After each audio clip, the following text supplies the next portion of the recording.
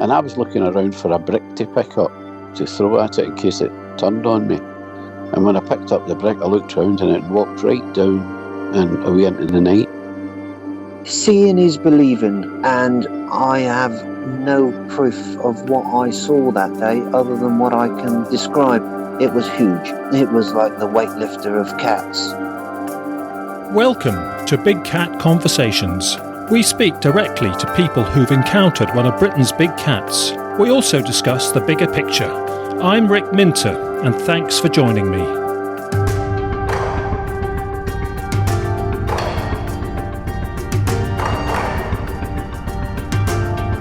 Hello and welcome to episode 47 of Big Cat Conversations. For this edition, we are hearing about two cases in Kent in southeast England, one way back in 1986 and another 2 weeks ago from this recording in March 2021. So a real contrast and an indication of the enduring nature of these big cat sightings. So our first guest is Rod, who is a retired police officer, and we're going to hear about some events from 1986. Rod is one of over 20 people who have been in touch with me in the last few days since the Radio 4 broadcast with Clare Balding.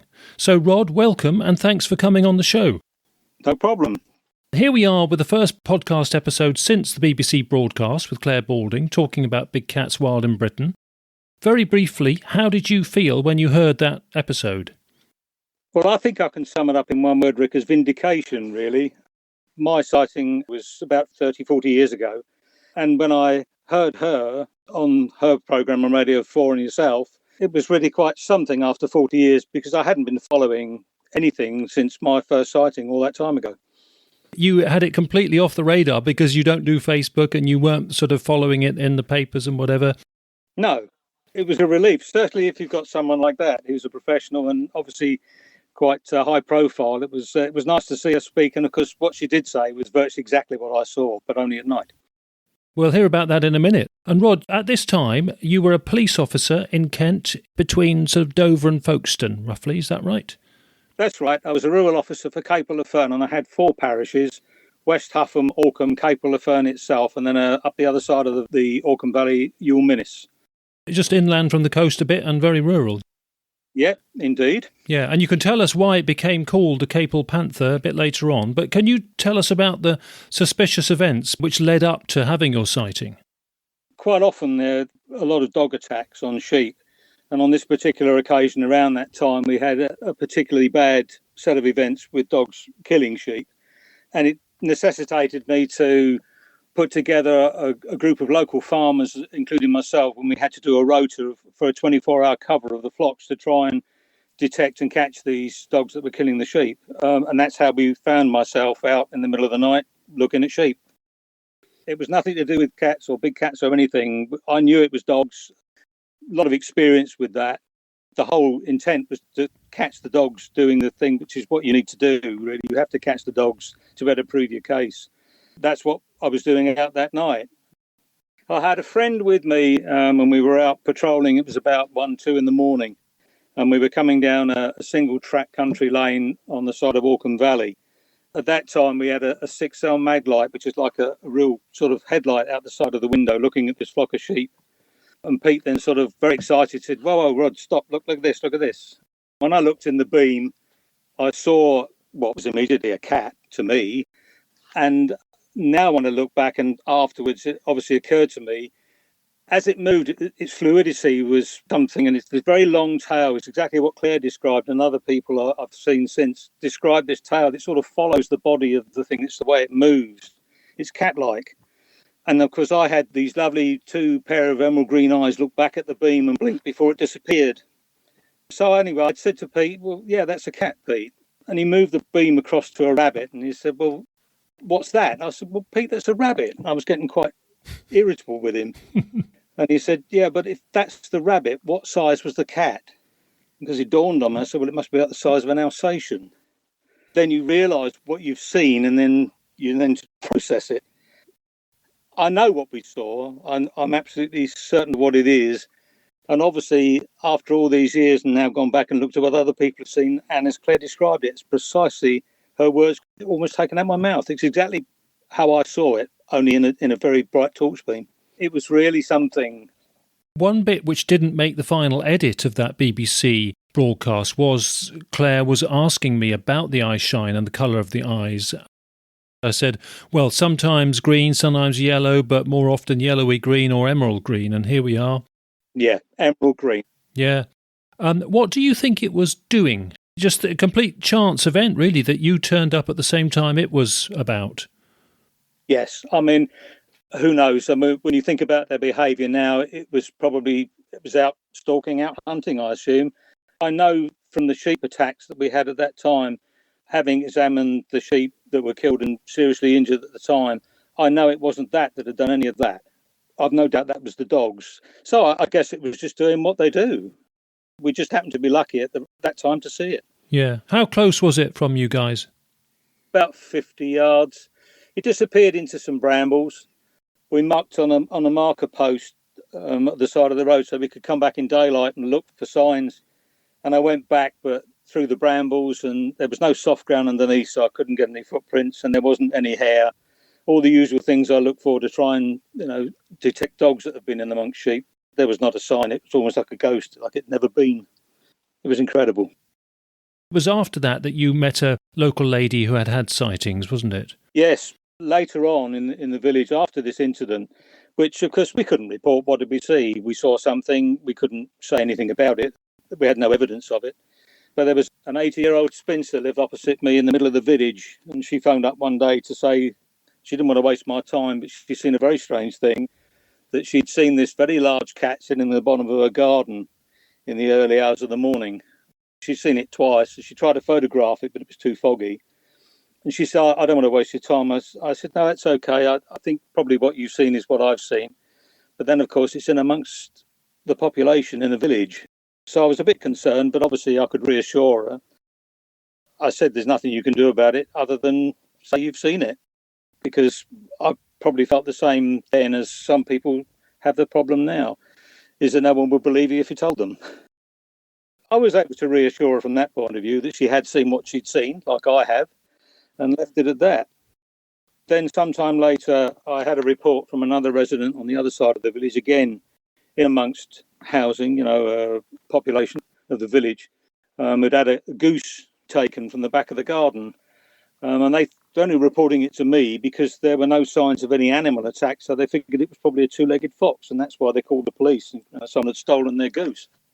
Because when I got there, they're absolutely right. There were no feathers, nothing. But I still got this in my mind.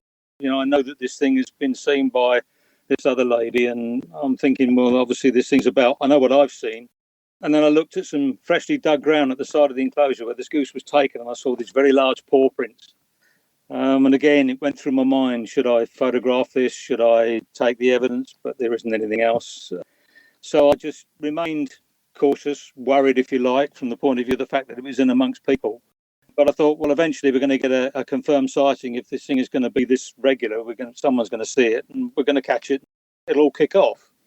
But after that, there was never anything more. I never heard anything more from anywhere.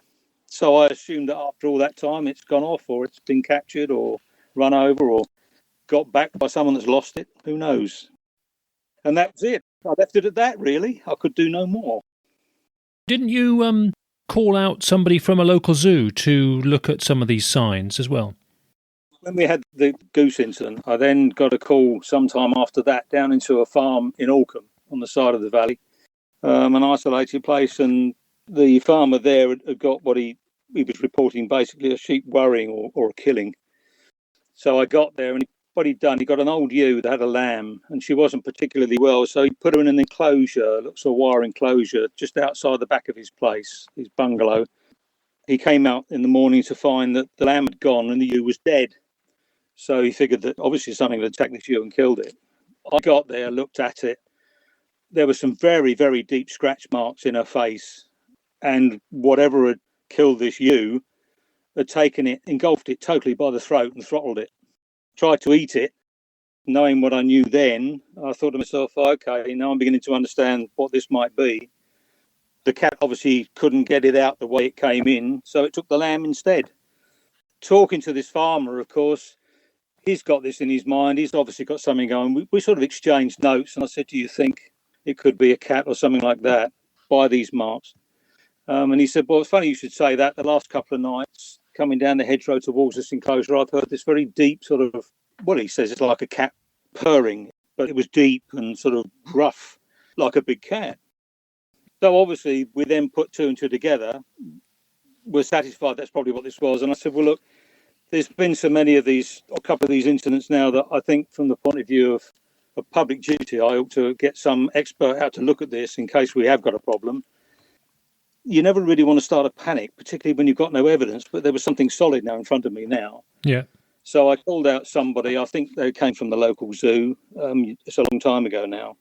And of course, there were several local zoos, aren't there, in Kent, in that location? Absolutely. He came out, he looked at it, he concurred with the injuries on this ewe, because when we explained what I'd seen, what the farmer had heard, we put it all together. He became quite incredulous. I guess, quite understandably, he was getting a bit panicked. He said, it was almost admonishment to me. Do you realise what you're describing, what you've seen, man? You know, well, for goodness sake. So I said, yes. And with sort of a dismissal, he said, no, it's a badger with the marks on there and it's a dog that's killed it, and off he went. So left in that situation, what more could I do? Yeah, you sense a bit of denialism, perhaps, more than anything. Absolutely. And then, of course, we didn't have DNA. Or my decision then was, how far do you go? How much have you got to let a situation develop before you need to sort of ring the warning bells? But even then, if you've got an expert out who doesn't agree with you, your hands are tied. So in frustration, I said, well, all you can do is, you know, wait with your gun. If it comes back, then shoot it, my friend, like you would a dog. But, you know, we can do no more. And from then on, that was it. I never heard any more. And I never bothered with it much until I heard Clare. Amazing. Decades later, and you hadn't been exposed to the subject, but of course you hadn't gone looking for it on Facebook or on the web or Google searches or newspapers. But no, when I did discuss these happenings with a local colleague, who's, you know, neighbouring villages, he coined the phrase the capal panther, almost as a jibe, I think. And what more can you do if that's going to be the majority view? You have an expert denial as well. You tend to keep your head down, really.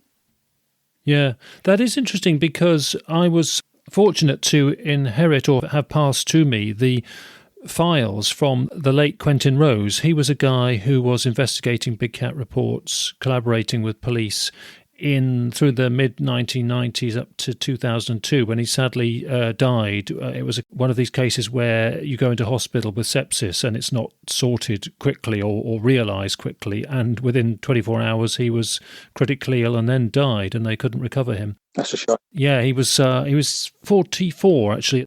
Our paths never crossed. I didn't get into the subject till a little bit after that, but his father looked me up and offered me all his files, and I can see from his files that in the sort of year up to his death, he was actively in discussion with about 4 different constabularies across Britain, including Kent, about big cat sightings, and they were absolutely going to engage him to pursue some of the sightings and speak to people. And at that time, he had developed a humane foothold trap, which his father patented. And the game plan was that he was going to follow up sightings and reports and lays with farmers and landowners and see if he could actually trap some of these cats. It never happened.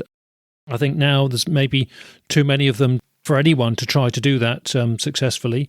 And even if anybody wanted to, I mean, that's another matter. We can come on to discussion on how people feel about it in a minute. But it shows you that Kent Constabulary's attitude did become very much one of awareness of the issues and consideration of some sort of follow-up action within, 10 years of your experience. I suppose you might not have been aware, though, Rod, if there were any other staff members elsewhere in the county experiencing this, because if you weren't talking to everybody, and you didn't have email, of course, at that time, so could have been other cases elsewhere that you just weren't aware of. Correct. It's not a topic that comes up for general conversation, particularly if it's a bit like a UFO sighting. It's treated in the same way. Unless someone's seen it or feels the same way, you get a very negative response, don't you? So you tend not to go searching for it, I suppose. I think it might be a bit different now, but perhaps particularly then. since you and I have spoken, and since I heard what Claire said, and having spoken to you and looked at the websites and everything else, I mean, I'm delighted to see what I see, because some of those sightings, again, there was one at Hawkinge, which was a village next to mine. I would have no compunction at all now about speaking out as I am to you now. And I encourage other people to do the same, because the situation's not going to go away. It's here. And whilst I hear about trapping, I don't fancy that. I'd like to photograph them. But of course, when will they become a problem? Then they were in amongst the population. It's a difficult one, but it's going to develop, isn't it? Yeah, well, they don't sort of breed like crazy. That was the thing about mine. That was 40 years ago, and that's something I said to you in my email. So probably Claire must have seen one of his babies, perhaps. But thereafter, I looked at everything else. So they're all over the place, aren't they? They're all over the country. It does seem so, absolutely, yeah, and not just black ones. So did you just regard it as a panther when you saw it? Oh, yes. When I saw it, it was a black panther with shining green eyes, without a doubt. Jungle Book came straight to mind. I had no doubt what it was. Another repeat, we'd seen it. And then, of course, having seen the details with a photographic comparison you've done on one of the websites there between a dog and the footprint of the cat. And I can tell you that's what I saw that day where the goose had gone. Now I look back and I can see that. So, yeah, that's what that was too. And the emerald green eyes were the one thing. And, of course, that comes up quite a lot in your sightings, doesn't it? Yeah, so not just mine, of course. A lot of people and Facebook groups have sightings as well. Incidentally, the dog worrying and the sheep impacts, did you resolve many of those cases? Yes. That particular one was quite nasty, because these dogs, which were a pair of Irish wolfhounds, were being set on sheep deliberately. It was very difficult to prove, because you've still got to attach the dog to the owner. Yes, it did get resolved. There's another whole long story involved in that. But yes, it does. A lot of the times it doesn't. You need to identify the dog, obviously, and quite often the sheep are attacked in an isolated area. No one sees the dog. You know that's what's attacked the sheep. Yeah, sometimes we do. And I've had success in the past. I think now it would be even easier, because we now have DNA, of course. In those early days, we didn't have that. You would look for signs that the dog would go under or over a fence and leave some hair behind, so you get probably the breed, certainly the colour of the dog. Mm. As with paw prints, you can look at the size of the dog as well. Invariably, sometimes you get a witness of the dog. You've got to put it to an owner. A lot of the time, they're local dogs that are just out of control. They've been let out, or they've got out and they've gone to play with the sheep. They start to chase them to begin with quite harmlessly, and then the sheep stands. They nip the back, taste the blood, and, well, the rest is history, as they say. No, I've seen one case out of it. I happen to have an attic office next to a field of sheep, and I once saw that happen. A guy on the golf course, a field away, had his dog go across the stream and get into the next field, and that's exactly what happened. And the dog went back to the owner, and the owner would not even have been aware that happened. No. In that 5 minutes. That dog, just got the taste for it, and, the primal action took over in that 2 minutes of madness, and then it went back to be a good dog walking at the side of its owner. Which is why so many people will say to you, my dog wouldn't do that. Well, I can tell you in my experience, every dog will do that. Well, certainly this was a shock for me to see, 50 metres outside my office window. Luckily, I know the farmer. I got him round immediately, and had the dog been there another minute or two, I think that you would have been in real trouble. Yes, not a good thing. And the animals do suffer dreadfully with it. Not just the anxiety or the physical injuries that go with it as well. If they're in lamb, they abort. It's devastating for the farmer and for the sheep. Yeah. And of course, it's simply irresponsible that the dog is out of control. Yeah. So you were liaising with quite a few farmers. Did you get any others gossiping about potential big cat sightings and big cats? Obviously, if I'd had a sheep attack then, I would be looking very closely at the sheep that had been worried by dogs, and I would know. That would be the only evidence. I never brought up in conversation, do you have this problem? Though I do actually at the moment know somebody down in this neck of the woods who I will be talking to after my experience now to find out. And that's a gamekeeper that's been in the game for a very long time. On their land, they have a lot of deer. And I bet any money you like, if I bring this conversation up with him, it will be interesting. And I'll let you know if it does. Yeah. It's always interesting to see a suspicious deer carcass that is very surgically, clinically, taken out and eaten up. They look like a fillet of fish sometimes when the cat's had its fill. Yes. Yeah, we've had a case like that in Gloucestershire last week, actually, was in the papers. It certainly ticked the boxes. As I said on the Clare Balding broadcast, if they're doing it to deer, then they're helping cull deer, aren't they? If it's a bit different if they're doing it to sheep. And luckily, they don't seem to do it to sheep in so many instances. We're lucky so far. That brings us on to your view. In a way, it's a bit of a tough question for you because I'm putting you on the spot, having come back to the topic after decades not really considering it. But reflecting on it now and the fact that, as you said, there do seem to be credible sightings right across Britain, more or less. How do you feel about the fact that we could have a small population quietly naturalising behind our backs, as it were? Well, I'm confident and settled in knowing that they're about. From that point of view, I have no doubt they exist, should we say. Mm-hmm. Having caught up on the last 40 years of sightings, that's really made up my mind for me with everything that's confirmed from my sighting and my experience of that dead ewe that time. I suppose the concern is that certainly down here, a lot of the villages are now expanding with more housing, more dwellings in the rural areas in the villages. So there are more population in the rural areas on the outskirts, of course, of farmland, etc. So I'm concerned that we're going to get more sightings. About the 90s, I was on patrol when I was in Ashford then. There was a call from some customers at a local supermarket who had seen what they described as a big black cat going across this field. Mm-hmm. So they're always around, aren't they? Population, it's very crowded down my end of the woods. I think we're going to be brushing shoulders or noses with these cats, I think, pretty soon. If you say they don't breed too quickly, and then what? If they start interfering with the population and cause a few more concerns, real concerns, then people's fright, well, the thing I suppose I was trying to avoid at the time will come to fruition, won't it? Which will be a mild panic, I suspect. I think that's the difficulty for the police, isn't it? By sort of admitting it. I think a lot of us, we recognise that police quietly do take it seriously, but quietly don't broadcast much about it. They just go about the job, roll their sleeves up and try and liaise with people and give them moral support and do what they can. But as you say, it's a bit like overreacting to the odd few cases of concerns of blood clots with a vaccination, isn't it? You can talk people into concerns that shouldn't be there. I think the police have damned if they do and damned if they don't sort of recognise it or broadcast any ideas about it. And rural policing is the poor relation at the moment because of lack of resources. Rural policing itself has become a bit of an issue, as I'm sure people have seen on other BBC programmes. It's been brought up more than once. So that close connection with the rural community is not as good as it was in my day.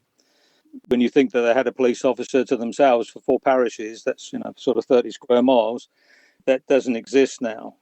But you have got what you've got now, which is the social media and your podcasts, etc. And people can now talk openly. And so I think the gap's been filled as far as that's concerned. And if you publicise, as you do, going on your talks to country shows, etc., if the police can understand that there is actually a place where they can put this information and send people to, very much like victim support, your community can talk amongst themselves and indeed come out, check, confirm if they end up with a ewe like I had, to confirm a lot more or not. Because there's others to compare it with. Yeah. What we can do to a witness is say, or somebody who's got an incident on their land or whatever, we can help them compare it to previous and other goings on where there are parallel issues, and that is helpful to some extent. It won't resolve things, but I think the other thing I would say, and I don't know how you feel about this, because there's no right or wrong, and I don't want to force attitudes on anybody, but they luckily do seem to be largely behaving themselves, and they pretty much behave themselves in their native countries as well, these types of cats, the black leopards and the pumas and cougars. It's not like, they are beasts on the loose looking at us as part of their menu, or maybe it's pets and maybe it's, overdoing the sheep killing. It's those kinds of things that we just have to keep an eye on, perhaps. Yes. If we end up with a situation where it's pretty obvious as one has taken a real taste to livestock, then we'll just have to do what I did all those years ago and arrange amongst themselves a community to watch it and wait for it and sort it. Yeah, even sorting it, of course, is very tricky, though. And again, people would have different views on how to sort it. And, yes. Yeah, and of course, and some farmers are, remarkably tolerant. It might depend on how much of an impact they are getting, but it is surprising. Not everybody feels the same, in all camps. Can't generalise, really. No, they're fine at the moment. I'm pleased they're there. I think it's remarkable. And I don't think they're going to cause us any problem for the moment. Yeah, great. Well, thank you very much. It's so nice to hear from former serving police officer. And anything else you want to say? Anything else we haven't covered that you think we ought to just touch on? I simply encourage people now, particularly after my experience of 40 years out of the loop, to get in the loop. And if you've got something to report, then get on and do so. And don't be worried about it, because I think there's enough evidence now that you shouldn't worry about speaking up if you see something. Keep reporting. Including to the police. Absolutely. The challenge now is that there's different places to report them to. Quite. But including to the police, certainly, yeah. Great. Well, I'm sure listeners are very grateful to you for talking about this and reliving it, and a remarkable incident and the difficulties you faced sort of emotionally and tactically as a police officer and as a human being all those years ago. But great to hear from you, Rod, and thanks ever so much for coming on the show. You're most welcome. Thank you very much, Rod. All the best.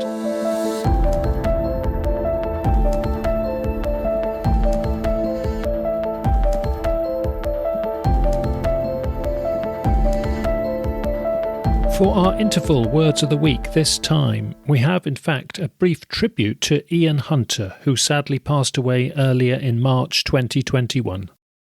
Iain was the founder and the coordinator of the Big Cat Sightings in Scotland Facebook group.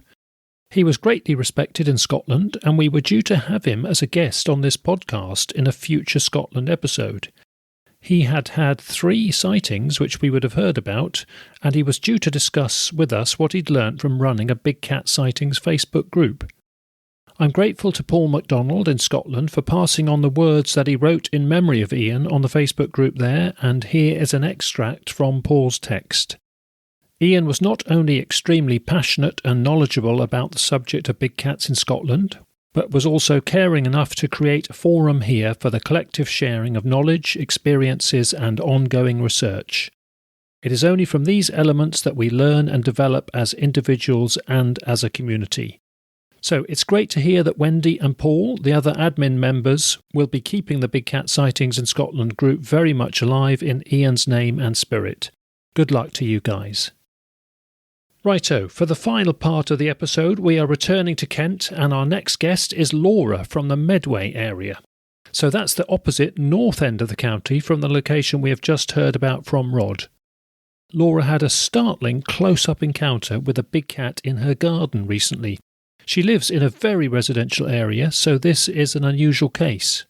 The quiet neighbourhood conditions of lockdown may be relevant, with less traffic about and less disruption generally in the neighbourhood. What follows is Laura's full testimony. When we did the recording, she couldn't hear my line well enough, so she just went for it and she spoke about the experience in a spontaneous monologue in one take. So here goes with Laura from Kent.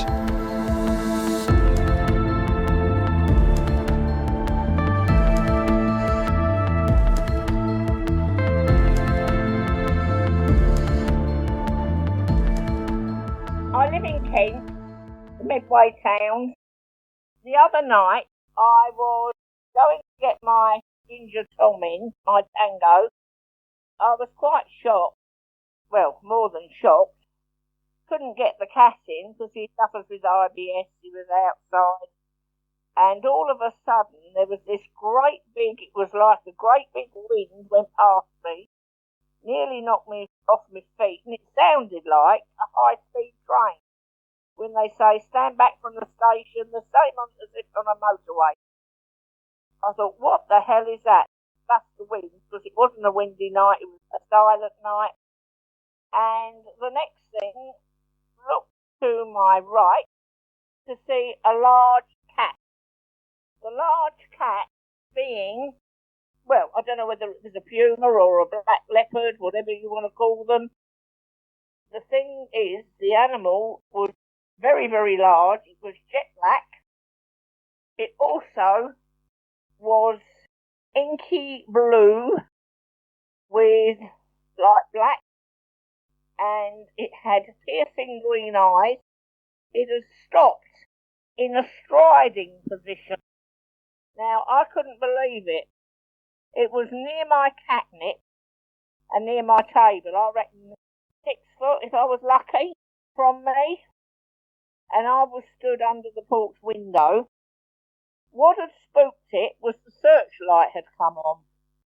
And the animal looked at me, turned round, it had its head bowed in the striding position, and it turned its head round and looked at me with these green eyes. I made quick contact and looked straight towards the tree. At that time, I thought, I'm not going to be frightened. I've got to just register what's happening. The brain couldn't function. I thought, is it an Alsatian? Or double the size of an Alsatian? Like a leopard or a puma or some cat that's jet black, bigger than 2 Alsatians put together, muscular rump and a curled tail, and the paws were like padded. Now I've got a 6-foot wall and fence. With the actual wall, I kept looking at the tree. I thought, keep perfectly still. It's not going to attack you. It's not going to attack you. And when I went to look back, it had gone. And it must have cleared where my fence is and the wall. I was in shock. I came back indoors. Tango came in 10 minutes later, hackles up, my ginger Tom, and all my cats have been very, very nervous. They've been on edge. I've got my Calico, my Ginger Boy, and, well, call it a Torby that I got from Cats Protection. The Torby one, she is at that window, my patio window, about 10 minutes always before the blooming thing must turn up in the garden, because all the cats have been on edge for weeks. I noticed I had a high smell of urine up the fence, and we've had foxes coming into the area, because I live not far from a riverfront. We've had foxes coming into the area. I've fed them in the past in the garden. I'm not doing it recently. And of a night time, we've heard foxes being killed. My neighbour has also stated he heard a noise the other night, and he said he never heard a noise like it. I said to him, well, I have seen a puma. I've not gone mad. I'm quite sane. And he said, well, I can honestly say I've worked on building sites. He said, we worked in fields.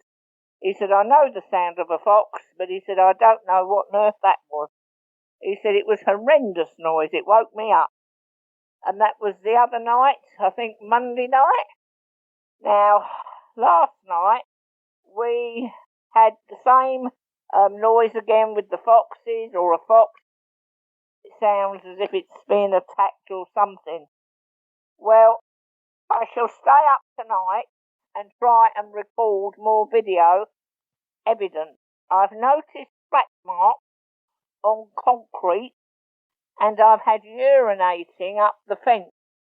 Now, this isn't a fox or my cat. I've had to throw water up the blooming fence.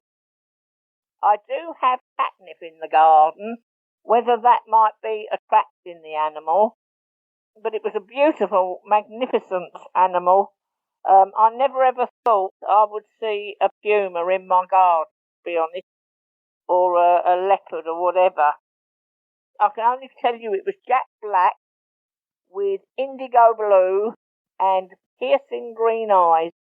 It was a beautiful creature, and it was in stride, but the force of the creature, when it come over that wall, well, it was just like wind in front of me, and I just felt myself go back. I thought it was a gust of wind or something, because I thought, well, I did have a swear up and say something when I was looking in the garden, and then I turned my head when the light come on to see that, but it was the element of surprise with the animal. He was quite surprised to see me, And I was quite surprised to see, well, I say it's a boy, it might be a boy or it might be a girl, I don't know. But the animal was quite surprised to see me as well. Just by ignoring it, I thought, just let it be, let it just go out.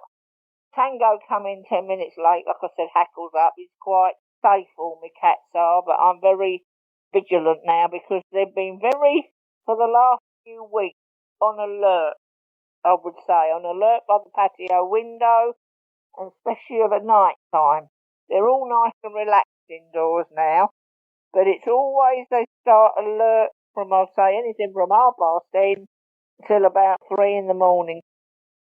Last night it was so bad, this was 20 to 12, that there was people out in the road wondering what was going on, and it sounded like several, it could be foxes or there was something going on, and it was a hell of a row, because what I said on the video that I recorded was ungodly row, and it was like an ungodly row. It was horrendous.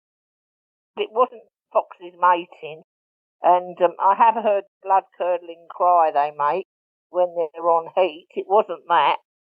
This sounded like an animal being dragged round the street, because whatever, if it is the large cat and the big cat, when it catches it, it sounds like it's dragging something round the road, screaming its head off, which is the fox. I don't know. I've got a McDonald's near me. I don't know whether that's attracting the foxes because of all this lockdown with the pandemic. So the foxes might be coming in to rake through the bins at the McDonald's, and then hence have a wander up here, and hence, I'm not an expert, but just saying, the puma might be following them. I live near a river. The river's about 5-6 minutes. You're down by the riverside in a car. I also would say there's a golf course not far. Really, I'm just hoping that the traffic comes back and things are lifted, because I think it's got used to its roots. But I'm prepared now. I'm prepared. We've met. I know what I'm dealing with. The police have told me to ring 999, and I've also rung the RSPCA.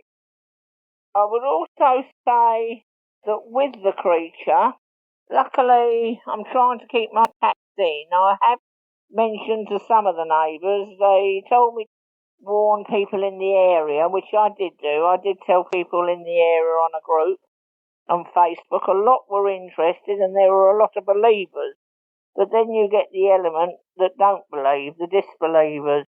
But I think now, with stuff happening round here, people are going to start to have their eyes open a bit more, because I think one of them, or I don't know how many's out there, but there's one of them is definitely wandering around, I feel. With the creature, I've told the police, I've told the RSPCA, please don't shoot the animal. Plus, I feel a bit protective towards it, believe it or not, though it's a wild animal. And if you said we're going to go and look for a wild animal, I'd have said no way. And yet the animal has come to me. Well, if we were in maybe the wrong place at the wrong time or whatever. And the cat was out, luckily. Tango, I'm very, very careful with Tango now, going out. I don't like him going out of the night. He is a nighttime cat that likes to do his round. But I would say I've got a lot of respect for the animal, because it's out there. I expect it is hungry.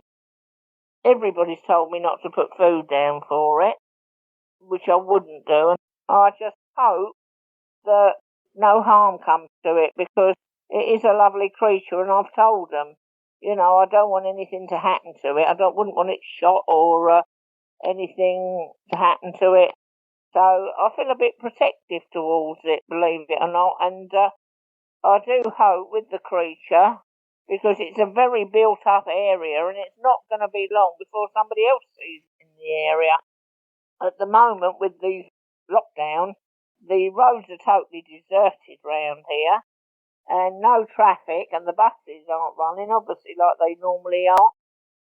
Early, even up till midnight, they used to run. So with the creature, it's obviously just running the roads, and it's having the time of its life at the moment. It looked to me like a young cat. It didn't look an old cat. It looked like a youngish. It was fit. You could tell by its muscular legs, its paws, and the padding. I never heard a thing when it jumped over. Never heard a thing when it left. And it was within seconds. As for the police trying to catch it, I think they'll have a hell of a job because it's so quick. There's not a lot more I can really say. Thank you. Thanks to Laura for such a thorough statement and a clear description of events. There are several points about this encounter which are well worth highlighting. In fact, Laura mentioned afterwards to me in a follow-up phone call that she didn't mention that when it arrived it smelt the air when it stopped. It was close to the catnip, so Laura wondered if it was smelling that or whether it was just reading its surroundings. It is incredibly rare to have somebody actually next to a cat when it arrives at high speed and stops. And Laura certainly felt the draft of air, so that is a new one for me amongst all the witness reports I've received, that rush of wind and draft right next to the witness. Also new to me is this indigo blue sheen on the coat that Laura mentioned, which presumably was a product of the sensor light illuminating the dark coat. And again, few witnesses are going to be that close to a predominantly black cat with a sensor light illuminating it right in front of them. Also of note is the domestic cat's behaviour, and they of course might give Laura a clue about the future return of this cat. Finally, we must point out that police are taking this very seriously. They have genuinely said that Laura should be in touch with them if anything happens, and the police did encourage Laura to put a message on local community Facebook and website groups. If we hear of any other updates from Laura, I'll certainly pass those on. But meantime, Laura, thank you very much for being such a helpful guest. OK, in the queue for coming episodes are Cornwall and North Wales, but it is Ireland next time.